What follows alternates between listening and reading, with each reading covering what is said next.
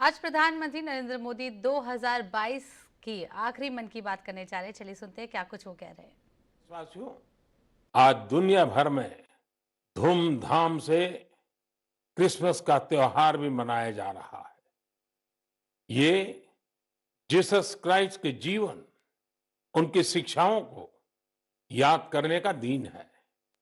मैं आप सभी को क्रिसमस की ढेर सारी शुभकामनाएं देता हूं। साथियों, आज हम सभी के श्रद्धेय अटल बिहारी वाजपेयी जी का जन्मदिन भी है।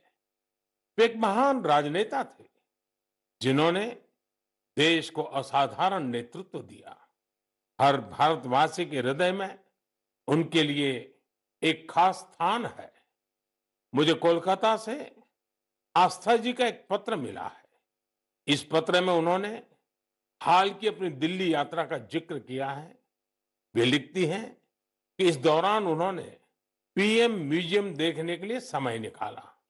इस म्यूजियम में उन्हें अटल जी की गैलरी खूब पसंद आई।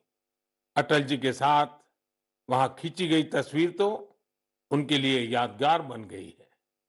अटल जी की गैलरी में हम देश के लिए उनके बहुमूल्य योगदान की झलक देख सकते हैं। इंफ्रास्ट्रक्चर हो, शिक्षा या फिर विदेश नीति, उन्होंने भारत को हर क्षेत्र में नई ऊंचाइयों पर ले जाने का काम किया।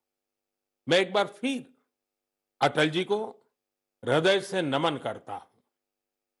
साथियों, कल 26 दिसंबर को वीर बाल दिवस है और मुझे इस अवसर पर दिल्ली में साहिबजादा जोरावर सिंह जी और साहिबजादा फतेह सिंह जी की शहादत को समर्पित एक कार्यक्रम में शामिल होने का सौभाग्य मिलेगा। देश साहिबजादे और माता गुजरी के बलिदान को हमेशा याद रखेगा। मेरे प्यारे देशवासियों, हमारे यहां कहा जाता है, सत्यम किम प्रमाणम, प्रत्यक्षम किम प्रमाणम। यानी सत्य को प्रमाण की आवश्यकता नहीं होती। जो प्रत्यक्ष है उसे भी प्रमाण की आवश्यकता नहीं होती। लेकिन बात जब आधुनिक मेडिकल साइंस की हो तो उसमें सबसे महत्वपूर्ण होता है प्रमाण, एविडेंस। सदियों से भारतीय जीवन का हिस्सा रहे योग और आयुर्वेद जैसे हमारे शास्त्रों के सामने एविडेंस बेस्ड रिसर्च की कमी हमेशा हमेशा एक चुनौती रही है। परिणाम दिखते हैं लेकिन प्रमाण नहीं होते हैं। लेकिन मुझे खुशी है कि एविडेंस बेस्ड मेडिसिन के युग में अब योग और आयुर्वेद आधुनिक युग की जांच और कसौटियों पर भी खरे उतर रहे हैं। आप सभी ने मुंबई के टाटा मेमोरियल सेंटर के बारे में जरूर सुना होगा। इस संस्थान ने रिसर्च, इनोवेशन और कैंसर केयर में बहुत नाम कमाया है। इस सेंटर द्वारा की गई एक इंटेंसिव रिसर्च में सामने आया है कि ब्रेस्ट कैंसर के मरीजों के लिए योग बहुत ज्यादा असरकारी है। टाटा मेमोरियल सेंटर ने अपनी रिसर्च के नतीजों को अमेरिका में हुई बहुत ही प्रतिष्ठित ब्रेस्ट कैंसर कॉन्फ्रेंस में प्रस्तुत किया है। इन नतीजों ने दुनिया के बड़े बड़े एक्सपर्ट्स का ध्यान अपनी तरफ खींचा है, क्योंकि टाटा मेमोरियल सेंटर ने एविडेंस के साथ बताया है कि कैसे मरीजों को योग से लाभ हुआ है। इस सेंटर की रिसर्च के मुताबिक योग के नियमित अभ्यास से ब्रेस्ट कैंसर के मरीजों की बीमारी के फिर से उभरने और मृत्यु के खतरे में 15% तक की कमी आई है। भारतीय पारंपरिक चिकित्सा में यह पहला उदाहरण है जिसे पश्चिमी तौर तरीकों वाले कड़े मानकों पर परखा गया है। साथ ही यह पहली स्टडी है जिसमें ब्रेस्ट कैंसर से प्रभावित महिलाओं में योग से क्वालिटी ऑफ लाइफ के बेहतर होने का पता चला है। इसके लॉन्ग टर्म बेनिफिट्स भी सामने आए हैं। टाटा मेमोरियल सेंटर ने अपनी स्टडी के नतीजों को पेरिस में हुए European society of medical oncology में उस सम्मेलन में प्रस्तुत किया है। साथियों, आज के युग में भारतीय चिकित्सा पद्धतियां जितनी ज्यादा एविडेंस बेस्ड होगी, उतनी ही पूरे विश्व में उनकी स्वीकार्यता बढ़ेगी। इसी सोच के साथ दिल्ली के एम्स में भी एक प्रयास किया जा रहा है। यह हमारी पारंपरिक चिकित्सा पद्धतियों को वैलिडेट करने के लिए 6 साल पहले centre for integrative medicine and research की स्थापना की गई। इसमें लेटेस्ट मॉडर्न टेक्निक्स और रिसर्च मेथड्स का उपयोग किया जाता है। यह सेंटर पहले ही प्रतिष्ठित अंतर्राष्ट्रीय जर्नल्स में 20 पेपर प्रकाशित कर चुका है। अमेरिकन कॉलेज ऑफ कार्डियोलॉजी के जर्नल में प्रकाशित एक पेपर में सिंकपी से पीड़ित मरीजों को योग से होने वाले लाभ के बारे में बताया गया है। इसी प्रकार न्यूरोलॉजी जर्नल के पेपर में माइग्रेन में योग के फायदों के बारे में बताया गया है।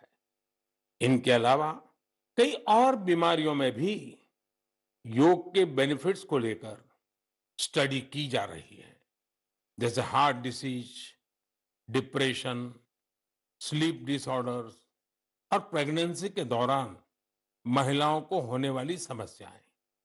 साथियों, कुछ दिन पहले ही मैं वर्ल्ड आयुर्वेद कांग्रेस के लिए गोवा में था। इसमें 40 से ज्यादा देशों के डेलीगेट शामिल हुए और यहाँ 550 से अधिक साइंटिफिक पेपर्स प्रेजेंट किए गए। भारत सहित दुनिया भर की करीब 215 कंपनियों ने यहाँ एग्जीबिशन में अपने प्रोडक्ट्स को डिस्प्ले किया। 4 दिनों तक चले इस एक्सपो में 1 लाख से भी अधिक लोगों ने आयुर्वेद से जुड़े अपने एक्सपीरियंस को एंजॉय किया।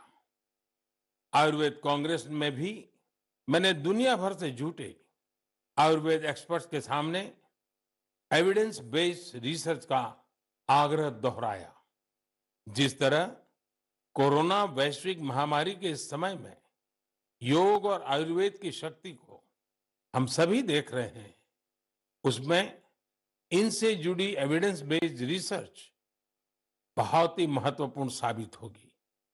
मेरा आपसे भी आग्रह है कि योग, आयुर्वेद और हमारी पारंपरिक चिकित्सा पद्धतियों से जुड़े हुए ऐसे प्रयासों के बारे में अगर आपके पास कोई जानकारी हो तो उन्हें सोशल मीडिया पर जरूर शेयर करें।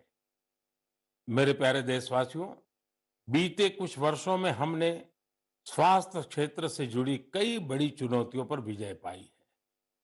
इसका पूरा श्रेय हमारे मेडिकल एक्सपर्ट्स, साइंटिस्ट और देशवासियों की इच्छा शक्ति को जाता है।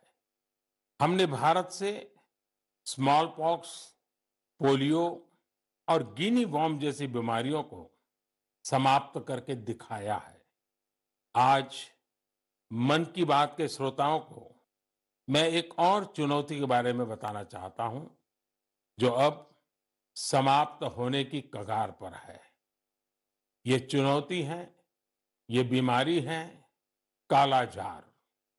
इस बीमारी का परजीवी सैंड फ्लाई यानी बालू मक्खी के काटने से फैलता है।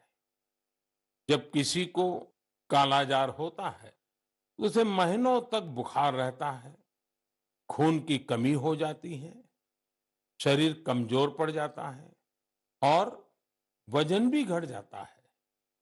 यह बीमारी बच्चों से लेकर बड़ों तक किसी को भी हो सकती है, लेकिन सबका प्रयास से कालाजार नाम की ये बीमारी अब तेजी से समाप्त होती जा रही है। कुछ समय पहले तक कालाजार का प्रकोप 4 राज्यों के 50 से अधिक जिलों में फैला हुआ था, लेकिन अब ये बीमारी बिहार और झारखंड के 4 जिलों तक ही सिमट कर रह गई है। मुझे विश्वास है बिहार, झारखंड के लोगों का सामर्थ्य, उनकी जागरूकता इन 4 जिलों से भी कालाजार को समाप्त करने में सरकार के प्रयासों को मदद करेगी। कालाजार प्रभावित क्षेत्रों के लोगों से भी मेरा आग्रह है कि वो 2 बातों का जरूर ध्यान रखें। एक है सैंड फ्लाई या बालू मक्खी पर नियंत्रण, और दूसरा जल्द से जल्द इस रोग की पहचान और पूरा इलाज। कालाजार का इलाज आसान है। इसके लिए काम आने वाली दवाएं भी बहुत कारगर होती हैं। बस आपको सतर्क रहना है। बुखार हो तो लापरवाही ना बरतें और बालू मक्खी को खत्म करने वाली दवाइयों का छिड़काव भी करते रहें। जरा सोचिए, हमारा देश जब कालाजार से भी मुक्त हो जाएगा तो ये हम सभी के लिए कितनी खुशी की बात होगी। सबका प्रयास की इसी भावना से हम भारत को 2025 तक टीबी मुक्त करने के लिए भी काम कर रहे हैं। आपने देखा होगा, बीते दिनों जब टीबी मुक्त भारत अभियान शुरू हुआ तो हजारों लोग टीबी मरीजों की मदद के लिए आगे आए। ये लोग निक्षय मित्र बनकर टीबी के मरीजों की देखभाल कर रहे हैं, उनकी आर्थिक मदद कर रहे हैं। जन सेवा और जन भागीदारी की यही शक्ति हर मुश्किल लक्ष्य को प्राप्त करके ही दिखाती है। मेरे प्यारे देशवासियों, हमारी परंपरा और संस्कृति का मां गंगा से अटूट नाता है। गंगा जल हमारी जीवन धारा का अभिन्न हिस्सा रहा है और हमारे शास्त्रों में भी कहा गया है, नमामि गंगे तव पाद पंकजम सुर असुरई वंदित दिव्य रूपम भुक्तिम च मुक्तिम च ददासि नित्यम भाव अनुसारेण सदा नराणाम। अर्थात, हे मां गंगा, आप अपने भक्तों को उनके भाव के अनुरूप सांसारिक सुख, आनंद और मोक्ष प्रदान करती है। सभी आपके पवित्र चरणों का वंदन करते हैं। मैं भी आपके पवित्र चरणों में अपना प्रणाम अर्पित करता हूं। ऐसे में सदियों से कल कल बहती मां गंगा को स्वच्छ रखना हम सबकी बहुत बड़ी जिम्मेदारी है। इसी उद्देश्य के साथ 8 साल पहले हमने नमामि गंगे अभियान की शुरुआत की थी। हम सभी के लिए गौरव की बात है कि भारत की इस पहल को आज दुनिया भर की सराहना मिल रही है। यूनाइटेड नेशंस ने नमामि गंगे मिशन को इकोसिस्टम को रिस्टोर करने वाली दुनिया के टॉप 10 इनिशिएटिव में शामिल किया है। ये और भी खुशी की बात है कि पूरे विश्व के 160 ऐसे इनिशिएटिव्स में नमामि गंगे को यह सम्मान मिला है। साथियों, नमामि गंगे अभियान की सबसे बड़ी ऊर्जा लोगों की निरंतर सहभागिता है। नमामि गंगे अभियान में गंगा प्रहरियों और गंगा दूतों की भी बड़ी भूमिका है। वे पेड़ लगाने, घाटों की सफाई, गंगा आरती, नुक्कड़ नाटक, पेंटिंग और कविताओं के जरिए जागरूकता फैलाने में जुटे हैं। इस अभियान से बायोडायवर्सिटी में भी काफी सुधार देखा जा रहा है। हिल्सा मछली, गंगा डॉल्फिन और कछुओं की विभिन्न प्रजातियों की संख्या में काफी वृद्धि हुई है। गंगा का इकोसिस्टम क्लीन होने से आजीविका के अन्य अवसर भी बढ़ रहे हैं। यहाँ मैं जलज आजीविका मॉडल की चर्चा करना चाहूंगा। जो कि बायोडायवर्सिटी को ध्यान में रखकर तैयार किया गया है। इस टूरिज्म बेस्ड बोट सफारीज को 26 लोकेशंस पर लॉन्च किया गया है। जाहिर है, नमामि गंगे मिशन का विस्तार, उसका दायरा नदी की सफाई से कहीं ज्यादा बढ़ा है। ये जहां हमारी इच्छा शक्ति और अथक प्रयासों का एक प्रत्यक्ष प्रमाण है, वहीं ये पर्यावरण संरक्षण की दिशा में विश्व को भी एक नया रास्ता दिखाने वाला है। मेरे प्यारे देशवासियों, जब हमारी संकल्प शक्ति मजबूत हो, तो बड़ी से बड़ी चुनौती भी आसान हो जाती है। इसकी मिसाल पेश की है सिक्किम के थेगू गांव के संगे शेरपा जी ने। ये पिछले 14 साल से 12,000 फीट से भी ज्यादा की ऊंचाई पर पर्यावरण संरक्षण के काम में जुटे हुए हैं। संगे जी ने सांस्कृतिक और पौराणिक महत्व का सोमगो लेक, उसे स्वच्छ रखने का बीड़ा उठा लिया है। अपने अथक प्रयासों से उन्होंने इस ग्लेशियर लेक का रंग रूप ही बदल डाला है। साल 2008 में संगे शेरपा जी ने जब स्वच्छता का यह अभियान शुरू किया था, तब उन्हें कई मुश्किलों का सामना करना पड़ा, लेकिन देखते ही देखते उनके इस नेक कार्यों में युवाओं और ग्रामीणों के साथ ही पंचायत का भी भरपूर सहयोग मिलने लगा। आज आप अगर सोमगो लेक को देखने जाएंगे, तो वहां चारों ओर आपको बड़े बड़े गार्बेज बिन्स मिलेंगे। अब यहाँ जमा हुए कूड़े कचरे को रिसाइकलिंग के लिए भेजा जाता है। यहाँ आने वाले पर्यटकों को कपड़े से बने गार्बेज बैग भी दिए जाते हैं, ताकि कूड़ा कचरा इधर उधर न फेंके। अब बेहद साफ सुथरी हो चुकी इस झील को देखने हर साल करीब 5 लाख पर्यटक यहाँ पहुंचते हैं। सोमगो लेक के संरक्षण के इस अनूठे प्रयास के लिए संगे शेरपा जी को कई संस्थाओं ने सम्मानित भी किया है। ऐसी ही कोशिशों के बदौलत आज सिक्किम की गिनती भारत के सबसे स्वच्छ राज्यों में होती है। मैं संगे शेरपा जी और उनके साथियों के साथ साथ देश भर में पर्यावरण संरक्षण के नेक प्रयास में जुटे लोगों की भी हृदय से प्रशंसा करता हूं। साथियों, मुझे खुशी है कि स्वच्छ भारत मिशन आज हर भारतीय के मन में रच बस चुका है। साल 2014 में इस जन आंदोलन के शुरू होने के साथ ही इसे नई ऊंचाइयों पर ले जाने के लिए लोगों ने कई अनूठे प्रयास किए हैं। और ये प्रयास सिर्फ समाज के भीतर ही नहीं, बल्कि सरकार के भीतर भी हो रहे हैं। लगातार इन प्रयासों का परिणाम ये है, कूड़ा कचरा हटने के कारण, बिन जरूरी सामान हटने के कारण दफ्तरों में काफी जगह खुल जाती है, नया स्पेस मिल जाता है। पहले जगह के अभाव में दूर दूर किराए पर दफ्तर रखने पड़ते थे।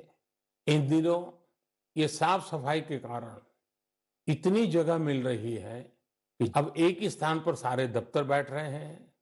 पिछले दिनों सूचना और प्रसारण मंत्रालय ने भी मुंबई में, अहमदाबाद में, कोलकाता में, शिलोंग में, कई शहरों में अपने दफ्तरों में भरपूर प्रयास किया, और उसके कारण आज उनको 2-2, 3-3 मंजिलें पूरी तरह नए सिरे से काम में आ सके ऐसी उपलब्ध हो गई। ये अपने आप में स्वच्छता के कारण हमारे संसाधनों का ऑप्टिमम यूटिलाइजेशन का उत्तम अनुभव आ रहा है। समाज में भी, गांव-गांव, शहर-शहर में भी, उसी प्रकार से दफ्तरों में भी ये अभियान देश के लिए भी हर प्रकार से उपयोगी सिद्ध हो रहा है। मेरे प्यारे देशवासियों, हमारे देश में अपनी कला संस्कृति को लेकर एक नई जागरूकता आ रही है, एक नई चेतना जागृत हो रही है।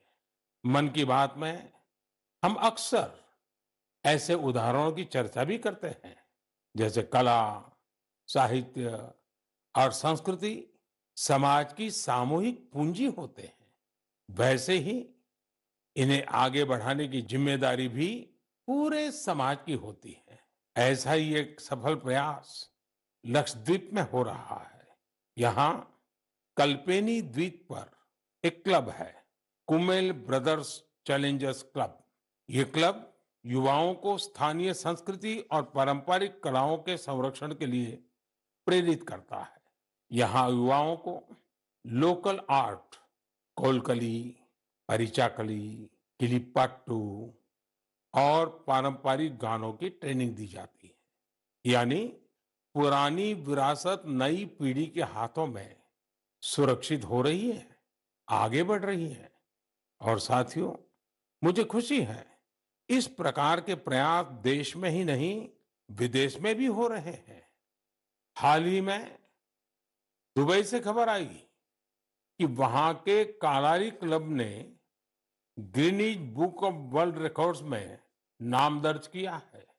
कोई भी सोच सकता है कि दुबई के क्लब ने रिकॉर्ड बनाया तो जो भारत से क्या संबंध।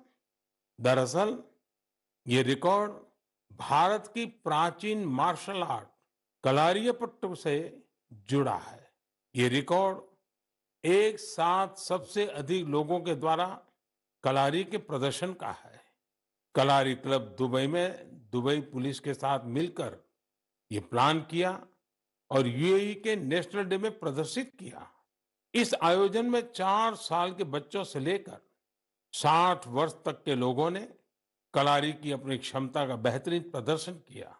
अलग अलग पीढ़ियां कैसे एक प्राचीन परंपरा को आगे बढ़ा रही हैं, पूरे मनोयोग से बढ़ा रही हैं, ये उसका अद्भुत उदाहरण है। साथियों, मन की बात के श्रोताओं को मैं